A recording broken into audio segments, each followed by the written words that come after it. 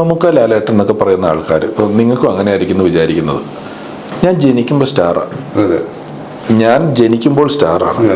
എൻ്റെ ഓർമ്മകൾ തുടങ്ങുന്നൊരു സ്ഥലമുണ്ടല്ലോ, ഓർമ്മകൾ തുടങ്ങുന്ന സ്ഥലത്ത് അവർ പർവ്വതം പോലെ നിൽക്കുന്നുണ്ട്. സിനിമ എന്താണ്, എങ്ങനെയാണ് തമാശ, എന്താണ് സിനിമ നമ്മൾ കാണിച്ചതിനകത്ത് അവരുണ്ട്. അവരൊരു 40 വർഷത്തിലധികമായി ഒരു തുറന്ന പുസ്തകം പോലെ നമ്മുടെ ഇടയിൽ ജീവിക്കുകയാണ്. അപ്പോൾ പെട്ടെന്ന് ഒരു ഇന്റർവ്യൂലോ മറ്റൊരിടത്തോ വന്ന് ഒരാൾ ഒരു സ്റ്റേറ്റ്മെന്റ് വിട്ടാൽ നമ്മൾ ഈ 40 വർഷമായിട്ട് അറിയുന്ന ഒരാളെക്കാൾ കൂടുതൽ മറ്റൊരാളെ പെട്ടെന്ന് വിശ്വസിക്കാൻ റെഡിയാകുകയാണ്. എന്നിട്ട് നമ്മൾ നേരെ ഇവരെ ചീത്ത വിളിക്കാനായിട്ട് തയ്യാറാകുകയാണ്, അല്ലേ? ഇപ്പൊ മമ്മൂക്ക സിനിമകൾ ചെയ്ത് ആ സിനിമയിലൂടെ അദ്ദേഹം മതപ്രചരണം അല്ലെങ്കിൽ അദ്ദേഹത്തിന്റെ ജിഹാദോ അതാണ് നടക്കുന്നത്. നിങ്ങൾ നോക്കുക,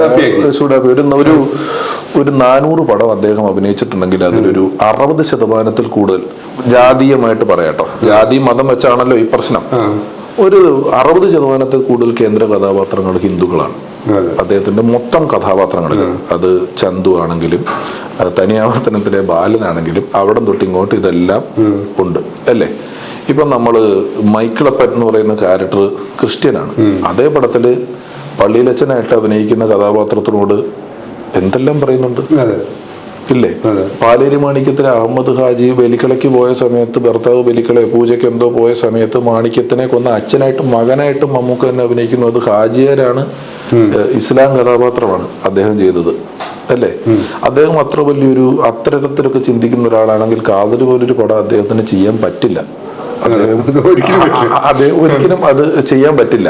അപ്പൊ ഒരു പടം ആരംഭിക്കുന്നതിന് മുമ്പ് വട്ടത്തിലിരുന്ന് നമുക്ക് ഈ പടത്തിനകത്ത് ഇങ്ങനെ ഒരു സാധനം ചെയ്തിട്ട് ഇതിലൂടെ നമുക്ക് ജിഹാദ് എന്നൊക്കെ ഇവര് ചിന്തിക്കും എന്ന് നമ്മൾ വിചാരിക്കുന്നത് തന്നെ ശരിയല്ല.